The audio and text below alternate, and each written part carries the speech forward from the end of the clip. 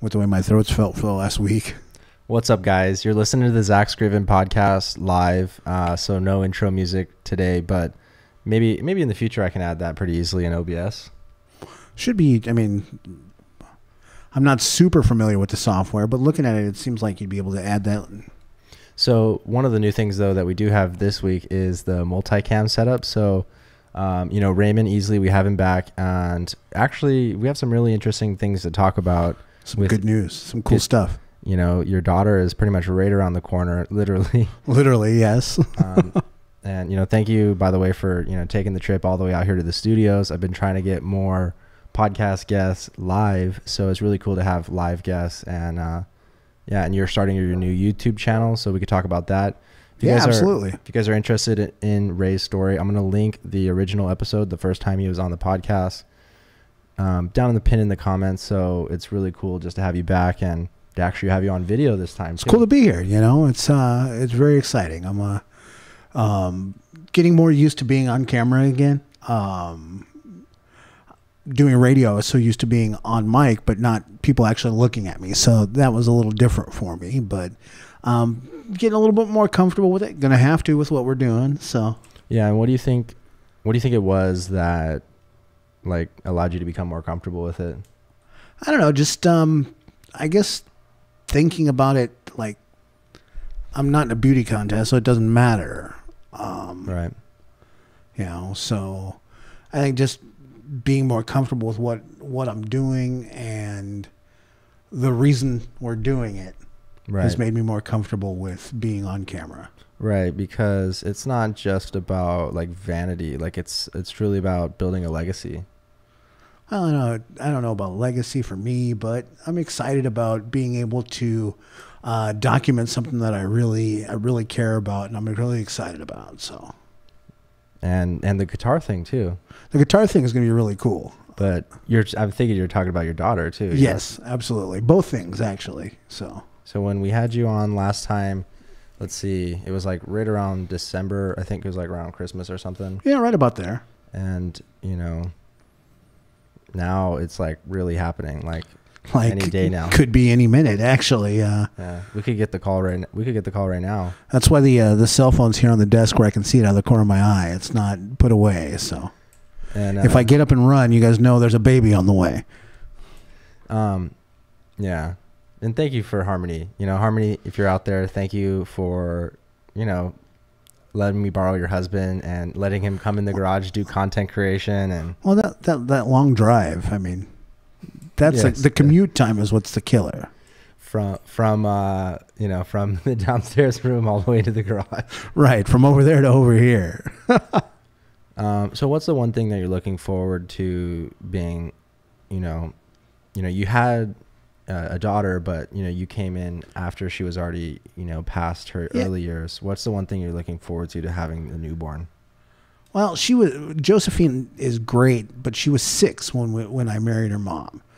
So I missed all those little baby and little kid years. I missed the first steps, the first words. And, I'm really excited about all that. I mean, to see them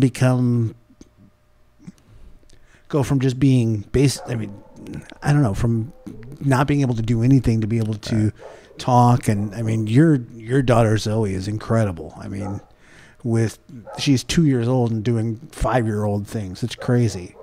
But just to be able to experience those first few years that I missed before is going to be really cool. Right. What the hell is Kiki doing? She decided she wanted to be on the podcast too. She in the backyard right now? She's in the backyard. Oh, I'll let her in real quick. So, 1 second. All right. So, what we're doing now, we're going to let the dog in here. Everybody say hi to Kiki as she runs through. And now she's going to eat the cat food.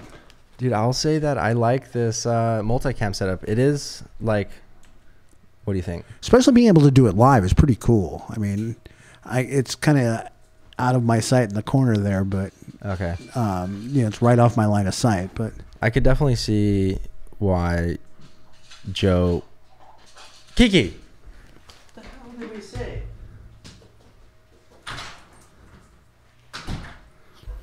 Okay. Eating the cat food.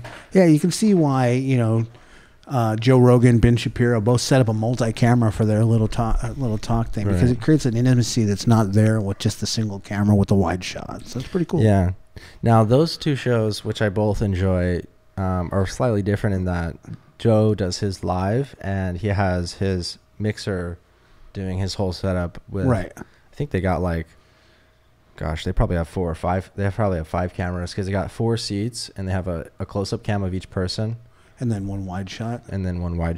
I think even Jamie has his own camera, but maybe they adjust depending on what they're doing. I guess probably. And then, you know, the Sunday special, they have like 7 or 8 cameras and cinematic, like have camera operators like moving it and stuff. And those, it's all in post. Right. And all crazy lighting. And yeah. So what do you think, dude? And like, so your daughter's coming and your YouTube channel is like coming online. And so I think that's one thing that we could talk about is like starting something new in the face of being a new parent. Yeah. This is something, the YouTube channel part of it is new. But the guitar repair and guitar building stuff is stuff that I've done and wanted to do for a long time. You know, I've built, so far, I'm on my 5th guitar overall. And each one's had, you know, little things that I'd like to improve upon. But, you know, going forward, it's going to be all documented. And we're going to be doing some cool stuff with setting up some different jigs, make processes repeatable. I kind of cowboyed it before because I was building one-offs. It was like, you know, you build one like this, one like that, one like this. And you don't necessarily have to have the reproducibility that you do if you're actually producing more than one of a specific type. So this is going to give me, you know, there's a lot of channels out there. I guess, you know, we should kind of explain what we're doing. Yeah. Well, that was one of the questions I was going to ask was like, so you have Tone Central, right? You have the Tone Central podcast. So you're going to be doing guitar restoration, guitar sales, guitar repairs, building guitars. I'm actually working with a couple of different people that I know in the industry to do some interviews. Just all stuff about guitars and ways to make them sound better, make them play better. That's kind of why the name is Tone Central, because it's, you know, especially electric guitar. All guitars are really, it's about the tone is what separates. You know, you'll get guitars that look beautiful but sound like trash, and what good is that? It's an instrument. It's not a wall hanging. You know, I want to make guitars that look good, but I want to make guitars that sound great. Yeah. And, you know, we were watching that other similar channel, and he was talking about how he had, like, you know, the Stratocaster with the middle pickup wasn't right. And at first I didn't really hear it, but then after he fixed it, I'm like, oh yeah, that does sound a little bit more warmth. And yeah, there's so many different things that go into the sound of a guitar, and that was pretty interesting. That was on the Stuart McDonald channel. I mean, they do some crazy stuff over there, make some of the best tools in the industry. But that video was really cool because, I mean, while he wasn't able to exactly narrow down what was causing the problem, he was able to fix, you know, he realized rather quickly that it was a problem in the pickup's winding. It made it not sound the way it should have, and was able to rewind that really quick. And he did some really cool tricks on how he rewound that to make it the most vintage correct way that he could. So that was cool. So would you say that Stuart Mac was kind of like an inspiration for your channel? Well, I grew up, Dan Erlewine, who is probably one of the leading experts, well, not probably, he is one of the leading experts in guitar repair in the world. He had different little tech tips that they would do that was in each Stuart McDonald catalog back in the day on the paper catalogs.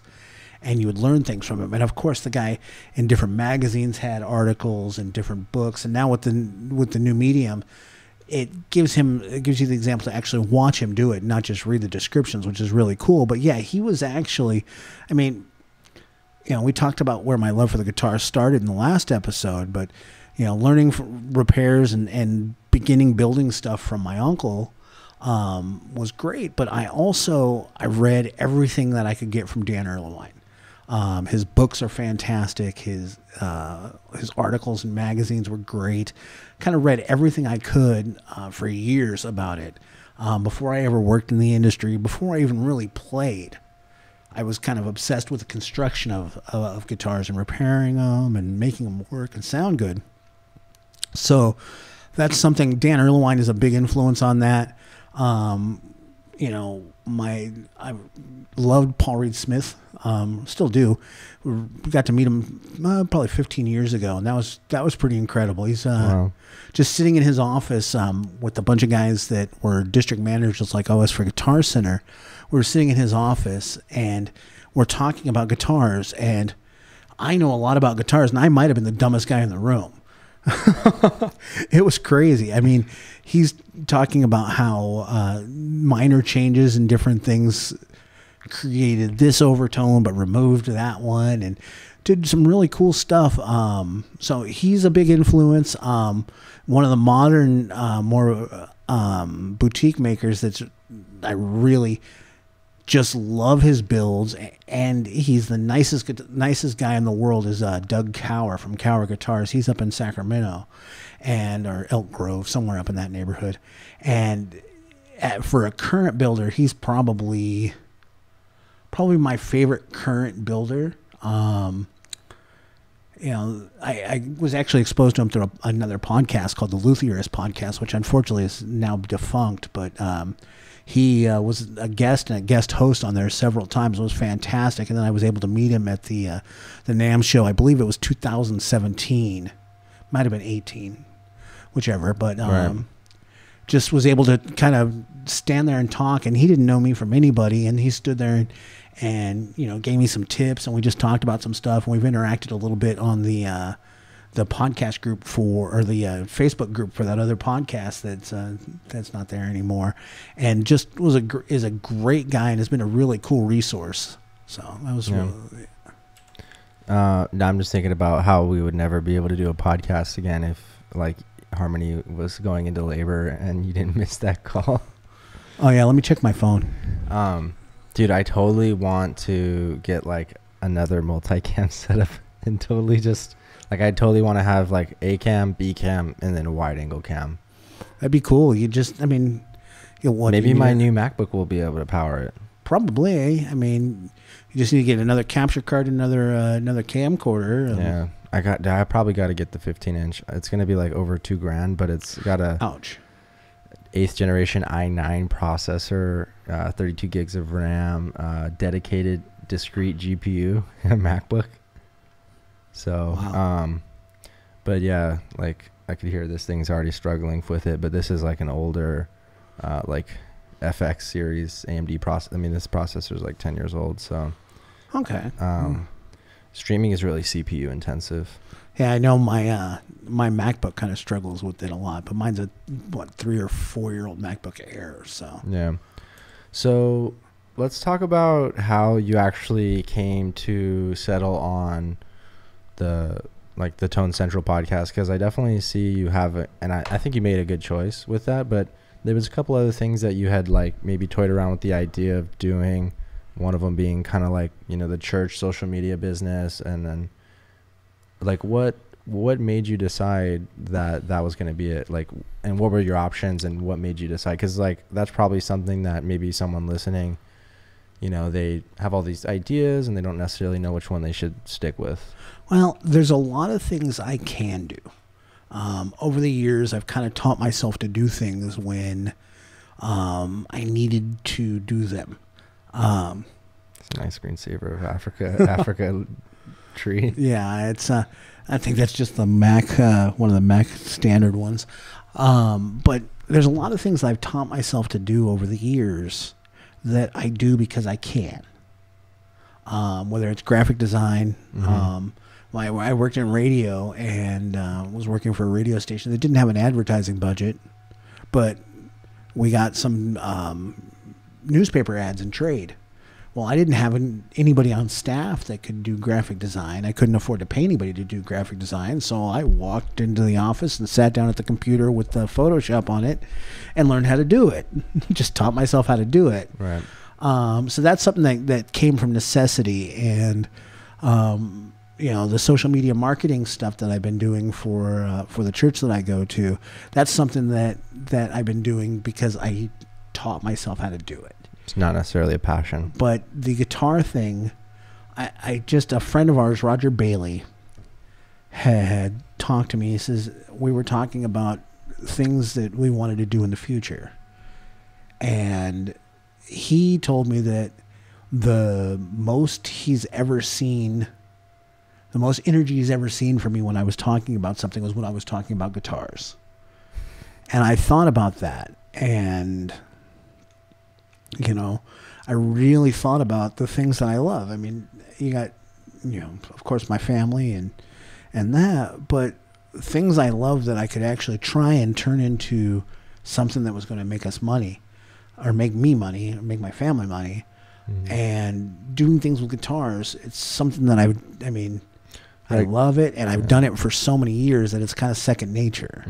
Because the other thing that you had thought about doing was like the gun thing, like gun restoration, gun depot. I was actually looking at getting my FFL, but being in California kind of puts limitations on that. If I left the state, I would probably pursue that as a kind of, it's almost a semi-passive thing if you get your FFL, because every gun has to be transferred through an FFL, whether it's a purchase at a to not start an argument, but there's no such thing as a gun show loophole. Every gun sale, in 90% of the country, every gun sale has to go through some sort of background check. There are some states that actually allow private party person-to-person sales, but not without a background check, but not business sales. So, you can't buy something from Joe Bob's gun shop at the gun show and not have a background check. If you're buying something at a gun show, you're going to get a background check. Now, so I thought that would be kind of a simple way to have a passive income, which, it may be something that happens eventually for me, but currently, just with the political climate and with what's going on in California, I just thought that probably wasn't the right time for it, Right. So that kind of left me with two options instead of three. And while, I'm doing okay with the social media marketing for the church, I didn't feel like it was something that I was passionate enough about and that I would have enough time to chase the business. Right. Because that would be much more of a business hustle and less of a passion project. Right. And I think what's going to be successful about Tone Central is that you stay with it because you are so passionate about it that it doesn't feel like work, Right. I mean, I love woodworking. I've always, even before I worked on guitars, I was the kid that in one semester of woodshop finished the whole year's projects. And they made me take metal shop the next semester, which it was okay, but it wasn't woodshop. Woodshop was cool. So I finished the whole year's projects in one semester. What do you love about wood over metal? Because I actually liked metal shop. I love welding. Like, I don't love it. I enjoy it. I love it. The level that the class I had in woodshop or metal shop, excuse me, I didn't get to welding. It was more, everything was press brakes and things and then bending and hammering. And we used rivets. We didn't get to weld. Welding was the next year's class. Yeah, I never actually, I didn't do welding in metal shop. Okay. But I just liked the fact that you could just do a lot more with metal. Yeah, but we did brazing, where we heated it with a torch. Right. And it was almost like soldering. We made a candle stick holder with some twisted square tubing and then a plate that was bent and hammered and that we brazed it. But welding was just all on my own time. But yeah.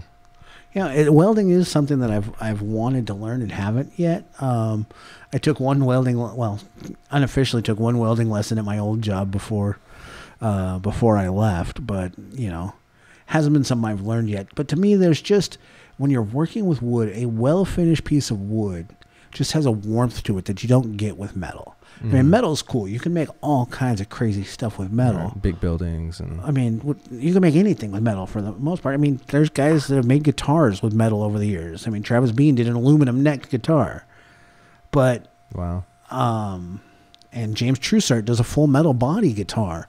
So, different ends of the spectrum there. But with wood, there's just a warmth to it.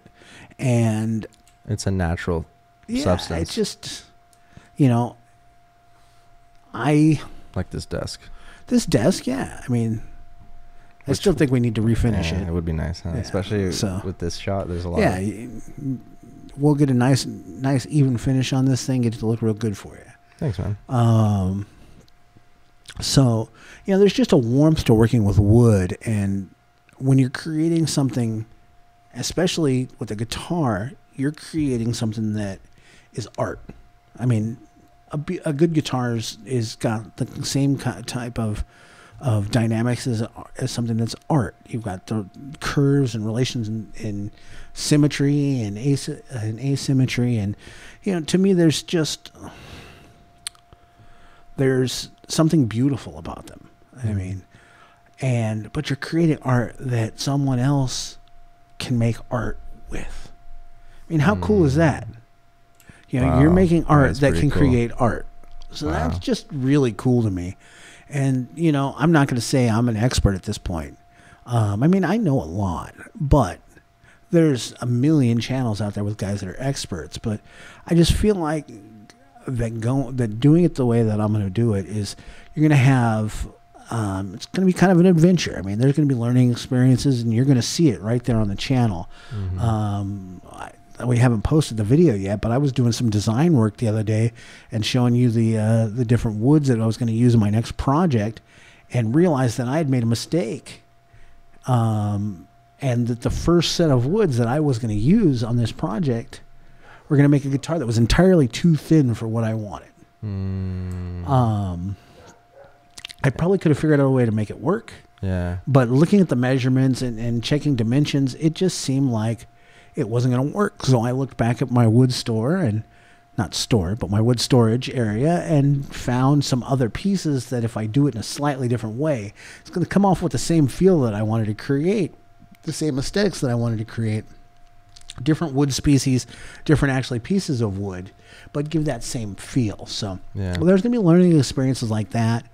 We're going to try to come up with clever jigs and clever ways to do things that are different than, StuMax sells fantastic tools. They sell a tool for everything. They sell tools for problems that haven't been discovered yet.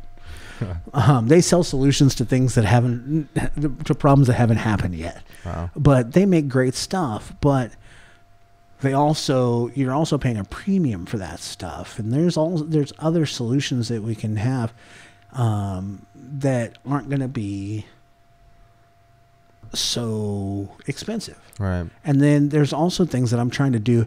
There's some processes that are very, very labor intensive. Well, you talked about me having a baby on the way. I have a full-time job. Video editing is not instant. Right. Except when you're doing a live podcast. Video editing is not instant. So I'm trying to also take some things that are labor intensive, create a fixture or a jig for it that's going to reduce by taking some time initially, it's going to reduce the long-term time of doing that process. To kind of streamline it and make it more efficient. I'm actually working on, I've seen a couple of designs online for what's called a scarf joint jig, which is the way you make a angled headstock out of multiple pieces without graphics or pieces of wood here. It's kind of hard to describe it, but a scarf joint is basically an angled joint in a neck blank that creates the angle back on the head. Well, the way I've done it in the past works, but it's very labor intensive. There's a ton of hand sanding with a block, hand cutting with a chisel to take a blank that you cut and make it processed enough for you to actually create the entire neck blank. Yeah. And so I'm actually working on design. I saw a couple of different ones that I think were cool, but there were some safety issues with one of them, and I was a little concerned about how the workpiece is going to hold in the fixture on the other one. So I'm actually working on kind of combining the two designs to eliminate the problems that I didn't like on those two, to create a jig that's going to cut that time down and keep it safe and keep it repeatable. Yeah. Okay. So that's something that you'll be seeing a video on shortly. I'm finishing up my paper design, and then we'll go from there. One of the things I'm teaching myself as we go forward is Fusion 360, so I'll actually be able to do some digital drawing, some CAD files. Sick. I've been watching some YouTube videos. Thanks, YouTube. I've been watching some YouTube videos on that and experimenting with it a little bit. So hopefully the first couple of jigs that I'm doing are definitely all going to be paper drawings I'm going to have to scan and put on there. Yeah. But hopefully eventually I'll be able to get proficient enough at Fusion 360 to create CAD drawings and have those of those fixtures and things like that, and even guitar designs. Hopefully eventually I'll get good enough to be able to do that. So. Very sick. So, just like, you kind of answered it before, but like in summary, you're someone who just started a YouTube channel. Yeah. You have 1 subscriber, you have a full-time job, you have a baby on the way. Like, what gave you, like, what would your advice be to someone who is looking to start or hasn't started yet to... I think the hardest step for me was getting that first video done and published, because I kept looking at it, looking for places that I could make it better. So it took a lot of time to get that first one finished. And then I've had some issues with the first video is actually creating a jig to do 2 functions on a guitar, and unfortunately, I believed the manufacturer's measurements on one of my tools that we were going to use in this jig. And when I got the jig complete and the video finished, or the second part of the video, filmed the first part, everything went great. Filmed the second part and then went to test it, and the measurements were off by about 3/8 of an inch. So I got to go back and rework my design a little bit, and I'll refilm the second half of the video. So part 1 is up. And that's got the basic design and the initial cutting of pieces and things like that. But to create the second video to complete the jig, I'm had to go back to the drawing board, as they say, and so that one will be coming out in the next few days. Okay. So just getting started. How do you, like, with all the different things like Instagram and Facebook and thumbnails and profile pictures and ads and websites and podcasts, like, how do you avoid decision fatigue and analysis paralysis with all the different things that you might think of when starting something new like a YouTube channel? That's kind of a point where I'm at right now. I've created the Facebook page, created some splash pages for Facebook and YouTube and things like that, and got it launched. So just one step at a time. But I'm still I catch myself wanting to go back and redo things I've already done.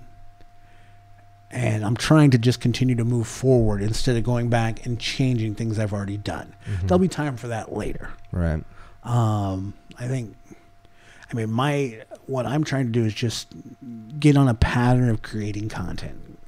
What's your schedule, upload schedule going to look like? I'm hoping to film on Sundays, and then edit Monday, Tuesday, and upload the videos Wednesday. So have every Wednesday being video day. Okay. You should. Well, this last weekend you did some batch creation, so I created a bunch of videos, so I should be able to get those in the pipeline to where they'll be able to come out on a more set schedule. Automatically. Yeah, set up to auto publish. That's initially what a problem that we ran into is that I created that first video and then ended up with an upper respiratory infection and wasn't able to do a second video as fast as I would have liked. So I was feeling better Sunday, so we did batch cut a bunch of videos, and of course one of them I've got to redo because of my measurement issue there. Always measure the tool, never believe the manufacturer. So fast forward to end of 2019, start of 2020, where do you want to see yourself in all areas of life? You know, I have a what they would call a day job that I really like. I work for a great company. I enjoy what I do. So that part is great. This is the first time in a long time that I actually like the day job that I have. That's awesome. So still there. It's still there. So I still want to be there. But I want to also have the content creation for the podcast kind of more streamlined and being producing consistent videos, quality videos. Right. You know, my goal in the first 12 months, so figure from March of this year to March of next year, I was kind of shooting for 10 guitars complete, building. Okay. Now that's going to be a larger financial pill that I would like. So I'm opening up to do guitar repair and things like that for local customers that would help kind of offset the costs of those things. And are you going to sell the guitars though? I would love to sell, but when you're starting out, there's not a huge profit margin in those things. I mean, when you can buy a guitar with a name you know on it for a specific price, a name you don't know is going to have to blow the quality out of the water to get that same price. Right. So that's something that I do want to sell the guitars. At least to make the cost back. Exactly. At least to pay for that build. Okay. And then grow from there. As people start to recognize but you're not what I'm going doing. to go out and buy parts for 10 guitars all at once. No, it's going to be a step-by-step thing. Actually had a cool phone conversation with a vendor this week for two companies run by the same guy out of Colorado that I'm really excited about. Really excited about their pickups. I can't believe the tone that they're getting from their pickups at the price point they're issuing them at. Wow. It's a company called Planet Tone. They're out of Colorado, so we're going to be Tone Central is going to be an official dealer for Planet Tone. Actually, it should be up on their website in the next, I would say, 48 to 72 hours. Cool. So we'll be able to do that kind of thing. So anybody that has an inexpensive guitar that they want to make sound better, guitars with electronic problems, that's something that we're going to be able to solve really quickly, make things sound great, and be very reasonable. So I'm excited about that. Okay. I'm actually planning on. I found the pickups because I was looking for something for a personal build, and I was listening to different sound samples of different stuff, talking to different guys, and just really, really fell in love with the set of pickups that Planet Tone makes. So I'm excited about that. They're gonna be, I think, a great resource for us going forward, and being able to have that kind of quality and be able to deliver it at that price point, so we can deliver boutique quality stuff and not charge people. I mean, I guess it goes back to that old analogy that why does the mechanic charge you $80 to stick a screwdriver in there and turn it like this? Right. Well, it wasn't to stick the screwdriver in there and turn it like that cost you the $80 an hour. It was knowing which screw to turn that cost you the $80 an hour. Yeah. And that's the same thing. I mean, you look at the components for a pickup, and it's not super expensive, but it's the know-how that people charge for. And this guy seems to be a fantastic guy, and I'm just really excited to work with those guys. So. So you're still working at Casa Herrera. Yeah. 10 guitars. Obviously be little 1-year-old running around by then. Yeah, hopefully, well, yeah, they'll be 1 year old and running around. And I just hope that. So in the neighborhood of 40, 50 videos. I hope so. That's a video a week. So for your 52 weeks, there's 40 to 50 videos, because there might be some time where, especially with the baby coming, that we're going to have to take 10 days to post instead of 7 or things like that. So, what would be really cool is like in a year you can kind of do a montage. Like I think the most exciting part is about your journey, like you said, going from your starting point, filming on the GoPro with kind of not sketchy but just kind of like mediocre quality audio and visuals to like to where you'll be in a year, which I have no doubt you'll be like light years ahead. And then like even the level of the guitars, you can kind of do like a 1 year type of montage. Yeah, that'd be awesome. Show your progress. I plan to do each, in addition to the video documenting the build of each guitar, I definitely want to have extensive photos of the construction and the completed instrument. So, be able to do a video and still montage of that will be really cool.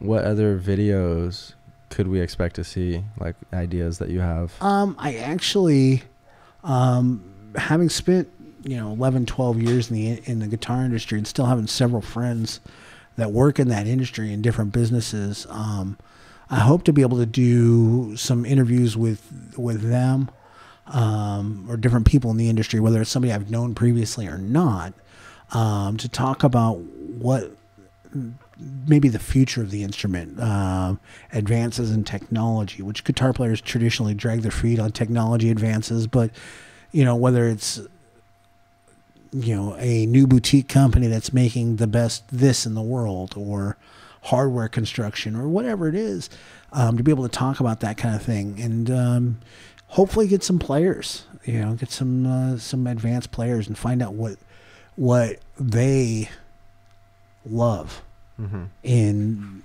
the sound of an instrument, the construction of an instrument, and just kind of be able to provide a vision into that. So that'll be cool. That's awesome, man. What I really like about your, channel is obviously your passion for it, but just, like there may not be, tens of millions of people in your addressable audience. I don't know, maybe there is, but whatever it is, you're passionate about the community, you're giving back, and the video, the people that your videos reach, I think they'll impact, and it'll be a positive source of energy for the community, man. I mean, I can't tell you how many guitars are sold every year. Yeah. Millions of them. And, whether it's 30% of those people that continue playing, or more, that's still a lot of people that guitars are in the hands of. So, whether it's a limited audience or not, I'm not worried about that. Yeah, because that part doesn't really matter, Because, the audience that's there's, the podcast that one of the main podcasts I used to listen to, the Luthiers podcast, which, like I said, unfortunately is now defunct. They had, a Facebook group with 400 or 500 people in it.